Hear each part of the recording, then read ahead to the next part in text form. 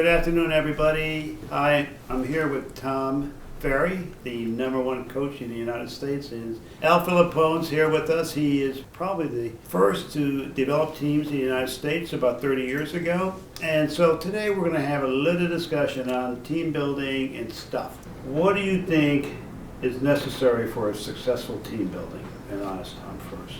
I think it comes down to, first and foremost, the individual's ambition, right? How many people do you want to help? How much business do you want to do? And then you scale to that ambition. If you ask me, what are the pieces, which I'm sure we'll get into, I think it always starts first and foremost with a great operator, right? Someone that can help run the back end. Al's a terrific face. He can go out and he can engage with clients. He can move the needle. He can transfer skills, which is an incredible gift. You have the ability to actually take what you've done and instill it into others.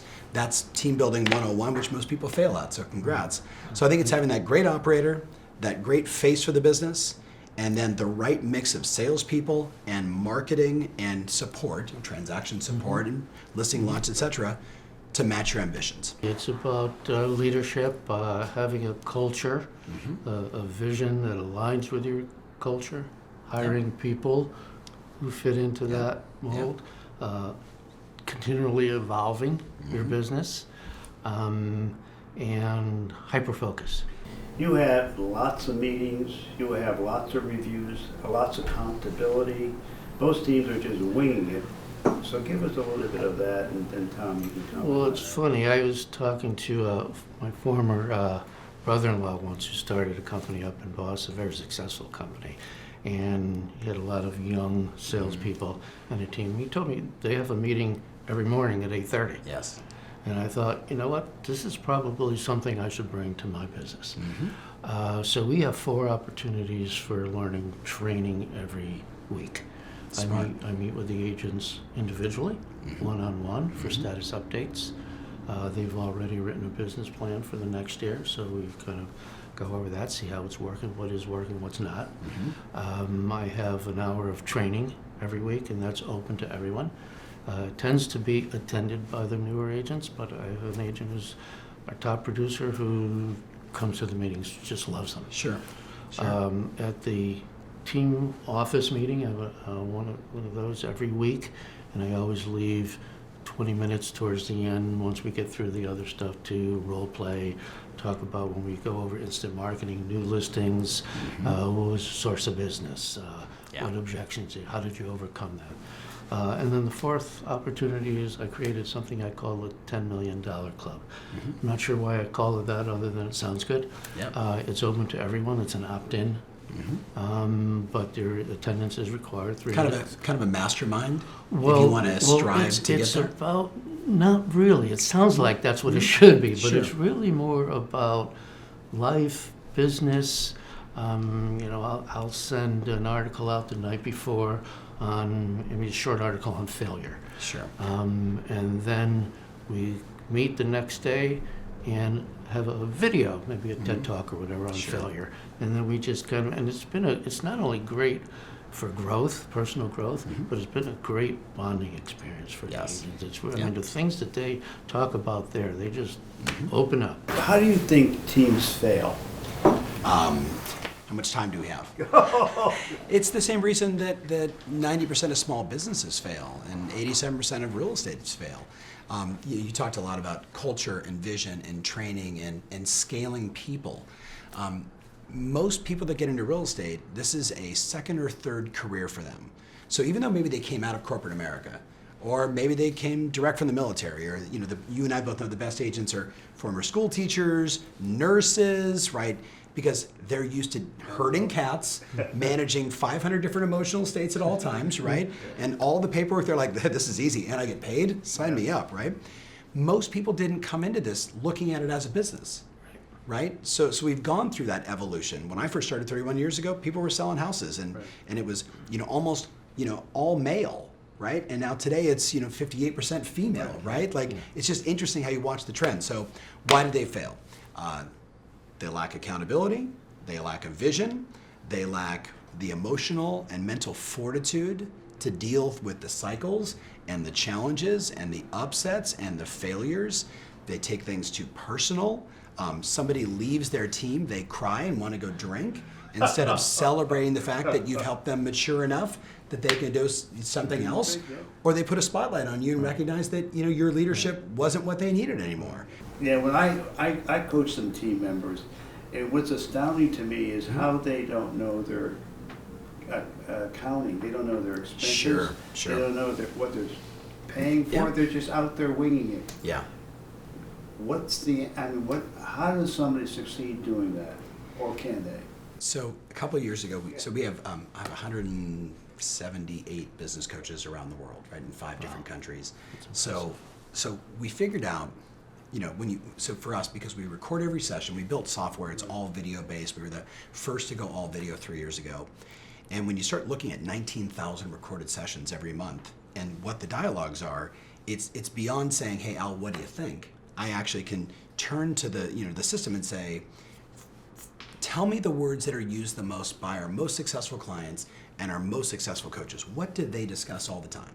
And what we discovered about 2 years ago, the first year into this, was 70% of the conversations that coach and client leading a team are having, or individual agent, number one is reviewing their goals and their business plan, right? Hey, you said you wanted to do this, Al, where are you at? Right? Pearson's Law, right? Whatever you measure improves, right? End of story. Second thing was market intelligence and your numbers, right? So your numbers is not just, hey, how many calls to a contact, how many contacts to a lead, leads to an appointment, listings to a sale, what percentage of list, we look at all of that, and then we look at the market, but then a big part of it also is where you're at financially, right? Those are your numbers.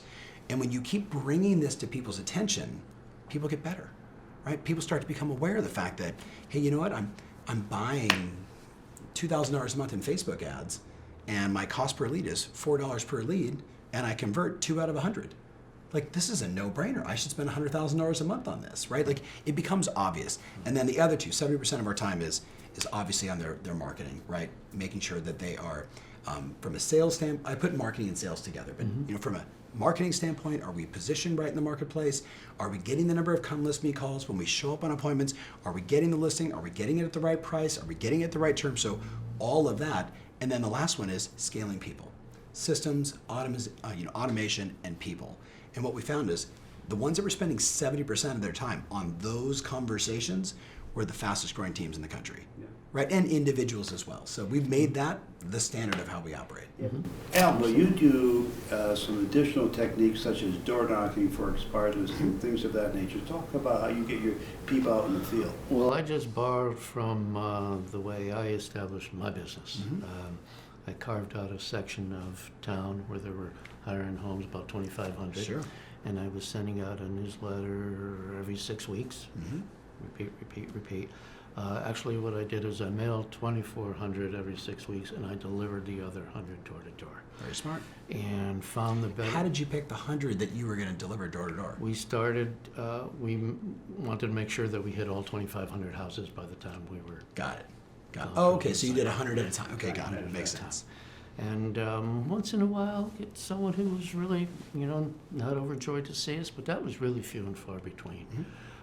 We would, it's funny, I always chose the coldest day in the wintertime and the hottest day in the summertime for the sympathy effect. For sure. Used to get you poor thing, do you need some water? Do you want to come inside and heat up? Sure. Very smart. Absolutely. And I have to say Saturday was the best day because most people are home and they look at this guy. It's a Saturday and he's out pounding. He's out hustling, yep. And it just built on itself, and then more mailings, and eventually. So he has a section. I live in that section called Greenfield Hill.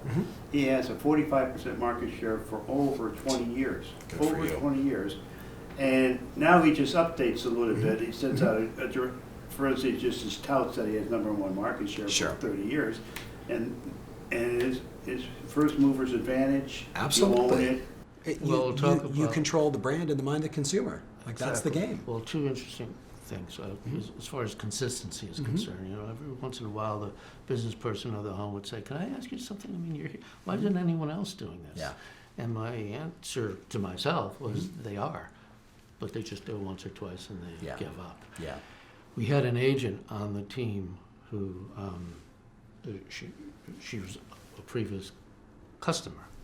And when she went to sell her house, before she was a team member, she called was agent who sold her the house called and said, why didn't you call me or whatever? And the agent was explaining it to us after she joined us. You know what? I didn't even think of calling her. Al had almost brainwashed me into thinking that I need to list with him if I live in this section of town through the direct mail, the marketing. So the team leader must get the people out in the field. Yeah. The team. Well, but I want here's what goes through my mind, right? It's actually the direct mail. Right. It's the direct mail. It's the consistency of marketing, controlling the things you can control, right? Absolutely. I can write the check and I can do the direct mail, and then you overlay knocking on the doors, right? Then you overlay like being professional at open houses and making connections and being seen around town. Right. This is the sexy stuff that nobody wants to talk about. Right? And well, people, it's not sexy. I'm like, no, it's sexy. Having 40% market share is sexy. Well, and then they're also more receptive to you because there's the name recognition. Social proof, just listed, just sold, market updates, here's what's going on. And every time, Al, 41, did you ever like take your like transaction list and upload it into Google Maps and create the map of like, they're like, he sold every house in our neighborhood. What we did is we created a map and put a red star wherever exactly. and it was just full of red stars. See that we started helping clients do that in 2010, and it was just they would go, oh my goodness. Well, so the science behind it, a friend of mine runs 3-day blinds, right? They sell drapes and blinds and all this stuff, and he does about $2 million a month in digital advertising. I called him one day and said, what's the single greatest clicking ad you've ever had? And he said, outside of during the Oscars, when someone wears a beautiful dress, and then we take that dress and we turn it into draperies and say who wore it best, he said, that one gets clicked on a bunch. He goes, it's maps. Maps give you a 30% lift from a digital standpoint, it's bananas. In direct mail, it's so visual because they're going, oh, I know that house, and that's my street, and this is where we live. It makes it very real for people, so congrats. Well, when you have a street of 10 houses and you sold 9 of them. Exactly. So very smart. Teams, they actually mature, and the team leader wants to pass the baton to the team agents. How does that work? So when we started synthesizing and then ultimately codifying team strategies, there's lots of different, there's family business, there's SEAL teams, which are 4 or 5 really good people that are all cross-trained. Today we've got the industrialized team, which is where I'd put yours, or one of my clients, Justin, who has 200 sales agents on his team, and we're seeing that more and more around the world. There's basically a couple different evolutions. You start first with that first assistant. Oh my God, can he or she do it better than me? Oh my God, they did. This is great. Now I'm free, right? I can go sell more houses or play golf or whatever. Then you leverage again and you get that first sales associate. And you're like, okay, can I trust, this referral to Al? And Al does a better job and they like Al more than me. Like, this is great. Then you start to scale and you finally get to, where the agent is still the most productive person on the team. And what I'm always trying to push them towards is, if that's your bag, if you just love going on listing presentations, don't do anything else. Just go on listing presentations. But if you truly want to build a saleable business, the team has to outproduce you. And the numbers actually say you want to be doing no more than 15% of the transactions, and that makes you a saleable asset to all the companies that are out buying companies, right? Like, that's how you build something that's truly repeatable and scalable, because you don't have to be involved every single day. And then from there, we see succession plans, we're seeing ESOP deals being done, we're seeing teams that are buying other teams that are, being acquired. I mean, it's absolutely one of the most exciting times, in my opinion, to be in real estate right now, if you have some charisma, if you can create a plan, if you can have a model, and you're truly committed to helping everybody else as you are achieve their greatness. Because you can put that on steroids. That's how he built his business. Absolutely. Right? So how would you suggest the arrangement for team transfer? You being in the trenches with the teams. Well, I mean, I think, to state the obvious, choosing the right person is important. Choosing someone who could obviously carry it off financially, but is also very successful themselves. I attribute that as to one of the things that led to the success. The market share we talked about that I singularly had. Yes. That helped me from a recruiting perspective when I was trying to 100%. build the team. Yes. Someone that they respect and that they think is fair.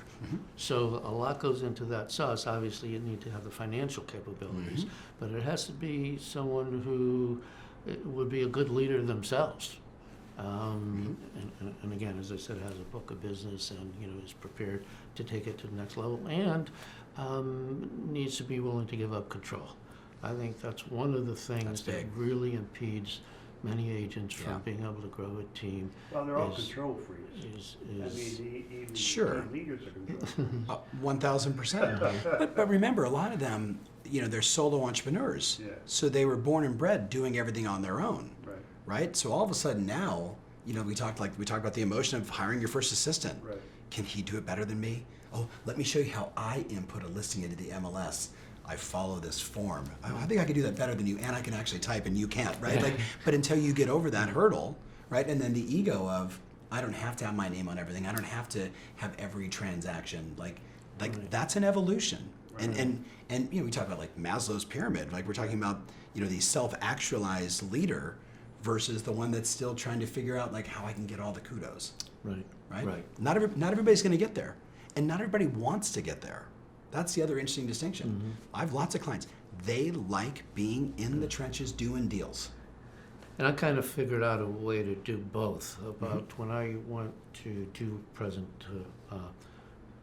foreign presentations, I started realizing about half of the people didn't know who I was affiliated with, Sure. and a half did. We kind of figured out a way to promote the agents, but also not lose our brand. Yes, and I've seen a lot of agent teams like yourself that they'll come to me and they say, should I have buyer's agents? And my response is, if you're bringing in a large number of internet leads for buyers, that probably makes sense. If you're not doing that, you should have agents, and they should all have their own geographic farm, and you should have your face and their face, right? And one number, which by the way is just a Google number that whoever answers the phone, but that client goes to that agent who's working that farm inside of this team, inside of this brokerage, and that's where you see cohesiveness, scaling, growth together, a true team. Well, for the most part, every section of this town is being mailed to by someone on my team. They're recreating what I created. And there's a section where we are now in Southport, Connecticut, which is even has an array of high-end homes, more so than Greenfield Hill. And 3 agents on my team partnered up and implemented the same plan, and now they're dominating with that 40 to 45% market share. Yeah, I wanted to ask you, do you see teams inside of teams? Well, I call them partnerships. Yeah. So there's 2 or 3 people, they work together. I've been very successful in kind of gauging who will be good partners for one another. Sure. And I'm seeing it more and more. So what about though assistants or operators? Like, do you have it all operationally for your team, or can they have their own showing agent if they wanted? Right? Could they have because no lockbox, right? By appointment only stuff. They're free to do that, but they don't. I really overloaded our office with support staff because my thinking was a lot of you were talking about the transference from men to women. Yes. And a lot of them have other responsibilities, familial and otherwise. Sure. So I thought, if they're going to have time to be in the office for an hour or 2 a day, I don't want them doing $10 an hour activities, making copies. So we've really loaded it with support staff, a director of operations, administrative person, a social media person in the back office. So they really do everything for them. Yeah. They service the client, the agents, in servicing their clients. They help them. That's the team model. Right. My final question is, how big should a team be, Tom? 10 years ago, I did a trends report, and I said, here's what's going to happen. Teams are going to dominate real estate, and ultimately teams will be bought and sold, right? Just like companies were bought and sold, teams will be bought and sold. And all of that has certainly played out. And that was no Nostradamus. All you had to do is just look at a team outproduces an individual. So if you look at the future of it, I think there's going to be teams with 200 and 300 and 400 people, right? We've already seen companies that have figured out, hey, you can have an office here and an office there and a team over there and a team over here, and with WeWork and remote and Starbucks and Zoom, where I can put 300 of my teammates on a Zoom video session and do a virtual sales meeting. I mean, This is stuff that's But happening every that's a single day. company now. That's not a team anymore. That's more Well- of a company. Don't you think it's a company as opposed to a team? To me, is like, I do agree I'm that. not just debating it Yeah, out. no, I'm not saying- I I'm mean, not saying listen, it's wrong. here's the thing. Real estate is and forever will be the wild, wild west. Oh, That's what's so beautiful about it. I But if you know. ask me, what is the optimal team? 5 or 6 salespeople, enough to manage your open houses, Yeah. so you're not giving them out to everybody else. Yeah. You know? I think it's individual. I mean, I agree with what you said at first. It's as large as the team leader can handle. Bingo. I haven't stopped, there's 50 agents on the team. I haven't stopped recruiting. I kind of basically reduce recruiting to the 3 R's. Basically reputation, Yep. retention, and research. Yep. So our reputation, there's really word on the street among the agents that if you go to Al Filippone Associates, you're making the decision to work. Yeah. You're going Yeah. to work. So Yeah, that's yeah. the Isn't reputation that great? part. Yeah. Only for agents that want to work. No, and that's, Yes. so that's out there. That's The great. retention part is making sure everyone on the team is being serviced and happy and productive. And then the research part is everyone knows who the top producers are in the town. Yep. I look for that agent who's been in the business, if not brand new, for a couple years, who I could walk into a broker's open house and spot right away if they have Bingo. Yeah. Well, your antennas are up because you've been around for a long Right. time. Yeah. And those are the ones that I want to go after now. Yeah, Yeah, I So- can sit down, I can see somebody for 5 seconds and know whether you're No. making it or not. She's got it. Yeah. She's Yeah, got if- it. if- That's the secret sauce. How do we get her Yeah. inside the company? If they take a Yeah. long time filling in the paperwork to join the company, Yeah. they're not going to make it. Interesting. They're overthinking. All So, right. so again, I want to be clear. Industrialized teams, optimal, 5, 6, 7 people, but at the end of the day, we're on the same page. It's how ambitious are you? Like we're seeing teams now that they're hiring sales managers. Yeah. Who are, Yeah, their job is absolutely. recruit, retain, train, develop, deal doctor, work on all that stuff, because the agent wants to go on 50, 75 listing appointments. And I always set the bar high. When we were growing, I didn't compare our production to the other agents or teams in towns. I used to compare our market share to the Smart. other offices. Very smart. And that was the bar for Yeah. me. And there were times when we were second in our marketplace after the Yeah. Raveis office. After that we William were Raveis, affiliated you're like, ah! Well, but they're we're on our side. separated, Yeah, right. Yeah. But, Or we're together. but I was, Yes. but I was, proud of that. I mean, that's what Absolutely. I shot for, to do Yeah. more than Yeah. national brands. I think the big thing that people need more exposure. Like watching this video, this is just exposing people to what's possible. There could be a brand new agent watching this right now that's like, I've seen Al's name around town forever. The guy's a legend. You know what? If that guy can do it, I Why can do can't I it. do it? Right? And that's the beauty of this Well, business. see, the beautiful thing is the company has the sort of the personality, the dynamics to let you be who you want to be. Yeah. It's not we don't have a box that you have to go in. No. Okay, there may be other companies that put you in a box, but that's Yeah. not us. You're an entrepreneur, I'm an entrepreneur, roll the dice, do Yeah. it, I'll Yeah, help you let's the go best for it. way you can. And with that, we're gonna end up the show, and I'm gonna say thank you very much. Appreciate it.